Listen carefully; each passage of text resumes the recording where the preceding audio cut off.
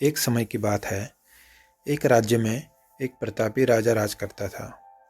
एक दिन उसके दरबार में एक व्यापारी आया और उसने राजा को एक सुंदर पत्थर उपहार में दिया। राजा वो पत्थर देखकर बहुत प्रसन्न हुआ।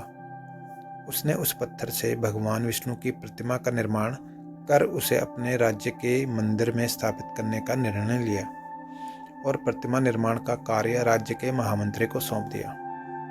महामंत्री गांव के सर्वश्रेष्ठ मूर्तिकार के पास गया और उसे वो पत्थर देते हुए बोला, महाराज, मंदिर में भगवान विष्णु की प्रतिमा स्थापित करना चाहते हैं, तो तुम 7 दिनों के भीतर इस पत्थर से भगवान विष्णु की प्रतिमा तैयार कर राजमहल पहुंचा देना। इसके लिए तुम्हें 50 स्वर्ण मुद्राएं दी जाएंगी।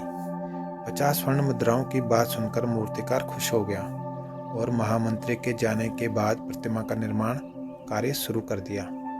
उसने अपने औजार निकाले और पत्थर तोड़ने के लिए उस पर हथौड़े से वार करने लगा, किंतु पत्थर जस का तस रहा। मूर्तिकार ने हथौड़े से कई बार पत्थर पर किए, किंतु पत्थर नहीं टूटा। 50 बार प्रयास करने के उपरांत मूर्तिकार ने अंतिम बार प्रयास करने के लिए हथौड़ा उठाया, किंतु यह सोचकर हथौड़े पर प्रहार करने के पूर्व ही उसने हाथ खींच लिया कि जब 50 बार वार करने से पत्थर नहीं टूटा तो अब क्या टूटेगा।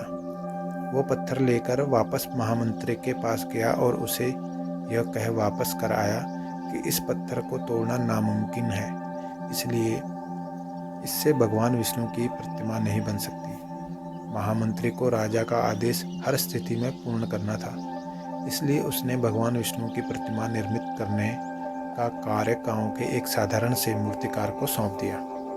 पत्थर लेकर मूर्तिकार ने महामंत्री के सामने ही जैसे ही उस पर हथौड़े से प्रहार किया, वो पत्थर एक बार में ही टूट गया। पत्थर टूटने के बाद मूर्तिकार प्रतिमा बनाने में जुट गया। इधर महामंत्री जी सोचने लगे कि काश पहले मूर्तिकार ने एक अंतिम प्रयास किया होता तो शायद सफल हो गया होता और 50 स्वर्ण मुद्राओं का हकदार बनता।